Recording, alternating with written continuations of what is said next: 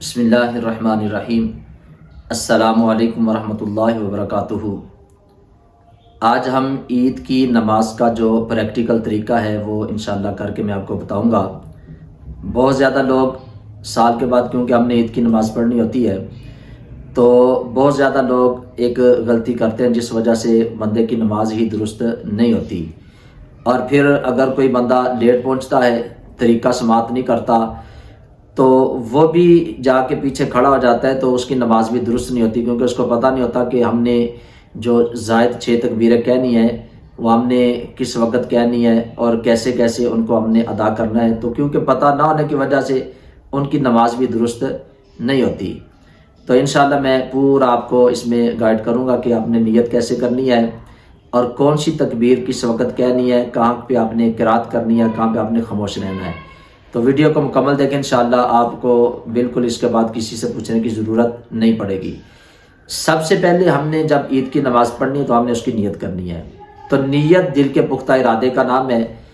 زبان کے ساتھ کہنا یہ ایک مستحب عمل ہے۔ تو اگر آپ نماز عید کے لیے جاتے ہیں تو آپ دل کے اندر یہ ارادہ کریں کہ آپ کون سی نماز پڑھ رہے ہیں، عید الفطر ہے یا عید الاضحیٰ ہے۔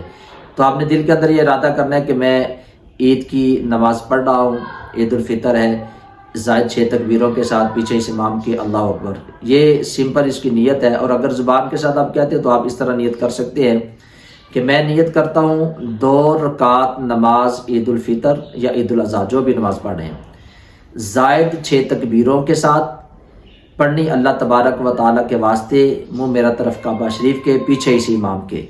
جب آپ نے ابتدا کر لینی ہے، نیت کر لینی ہے، اب امام صاحب تکبیر کہیں گے، امام صاحب اللہ اکبر کہہ کے اپنے ہاتھ باندھیں گے، تو مقتدی بھی امام صاحب کی ابتدا میں تکبیر لگاتے ہوئے اپنے ہاتھ باندھ لے گا۔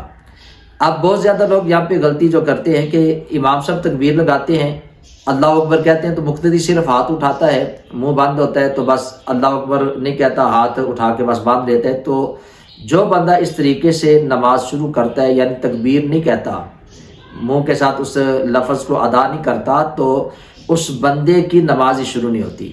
امام صاحب اونچی آواز میں کہیں گے اور مقتدی اتنی آواز میں کہے گا کہ اس کی اپنی آواز اگر خاموشی ہے تو اس کے اپنے کان سن لے۔ تو یہ غلطی بہت زیادہ لوگ کرتے ہیں، اس کو ہم نے اپنے ذہن کے اندر رکھنا ہے۔ اب تکبیر لگانے کے بعد امام صاحب مقتدی دونوں ہاتھ باندھ لیں گے۔ ہاتھ باندھنے کے بعد دونوں ثنا پڑھیں گے۔ امام صاحب بھی سبحانک اللہم پڑھیں گے، مقتدی بھی پڑھے گا۔ ثنا پڑھنے کے بعد امام صاحب بھی خاموش ہو جائیں گے، مقتدی بھی خاموش ہو جائے گا۔ اب امام صاحب تکبیر لگائیں گے، یعنی امام صاحب کہیں گے اللہ اکبر۔ اللہ اکبر جب امام صاحب کہیں گے تو مقتدی امام صاحب کی ابتدا میں امام صاحب کے بعد اللہ اکبر کہے گا اور اپنے ہاتھوں کو چھوڑ دینا ہے۔ پھر اس کے بعد امام صاحب 3 بار سبحان اللہ کہنے کی مقدار رکیں گے، پھر امام صاحب دوسری تکبیر لگائیں گے، پھر کہیں گے اللہ اکبر۔ امام صاحب بھی جب تکبیر لگائیں گے، مقتدی امام صاحب کی ابتدا میں تکبیر لگا کے وہ بھی امام صاحب کے ساتھ ہاتھ چھوڑ دے گا، یعنی 2 تکبیروں میں ہاتھ چھوڑنے ہیں۔ اور تیسری تکبیر جب امام صاحب کہیں گے، مقتدی بھی امام صاحب کی ابتدا میں تکبیر لگائے گا، تیسری تکبیر جب کہیں گے تو ہاتھ آپ نے باندھ لینے ہیں، یعنی 2 تکبیروں میں ہاتھ چھوڑ دینے ہیں اور تیسری تکبیر میں ہاتھ باندھ لینے ہیں۔ ہاتھ باندھ کے اب امام صاحب قرات کریں گے، یعنی اعوذ باللہ بسم اللہ پڑھیں گے، اس کے بعد سورہ فاتحہ اور اس کے ساتھ کوئی سورت ملائیں گے۔ مقتدی جو ہے وہ خاموشی کے ساتھ یہ قرات سنے گا۔ امام صاحب جب قرات مکمل کریں گے پھر اس کے بعد رکوع کریں گے۔ رکوع کے اندر امام صاحب بھی اس کی تسبیحات پڑھیں گے، رکوع کی، مقتدی بھی پڑھے گا۔ امام صاحب سمیع اللہ لمن حمیدہ کہیں گے، مقتدی کھڑے ہو کے ربنا لک الحمد کہے گا۔ پھر امام صاحب تکبیر لگاتے ہوئے سجدے میں چلے جائیں گے۔ 2 سجدے کرنے کے بعد اب دوسری رکعت کے لیے جب امام صاحب اور مقتدی دونوں کھڑے ہوں گے تو دونوں نے اپنے ہاتھ باندھ لینے ہیں۔ تو امام صاحب دوسری رکعت میں پہلے قرات کریں گے، یعنی بسم اللہ پڑھیں گے، سورہ فاتحہ پڑھیں گے اور اس کے ساتھ کسی سورت کو ساتھ ملائیں گے۔ سورت ملانے کے بعد اب امام صاحب تکبیر لگائیں گے، تو اللہ اکبر کہہ کے امام صاحب بھی ہاتھ چھوڑ دیں گے، مقتدی بھی تکبیر لگا کے ہاتھ چھوڑ دے گا۔ پھر امام صاحب دوسری تکبیر لگائیں گے، اللہ اکبر، کانوں تک ہاتھ اٹھا کے امام صاحب ہاتھ چھوڑ دیں گے، مقتدی بھی امام صاحب کی ابتدا میں کانوں کو ہاتھ لگا کے چھوڑ دے گا۔ پھر تیسری مرتبہ امام صاحب تکبیر لگائیں گے اللہ اکبر کہتے ہوئے، پھر اپنے ہاتھوں کو امام صاحب چھوڑ دیں گے، مقتدی بھی ابتدا میں ہاتھ چھوڑ دے گا، یعنی قرات کے بعد 3 مرتبہ تکبیر لگا کے کانوں تک ہاتھ اٹھا کے ہاتھ چھوڑ دینے ہیں۔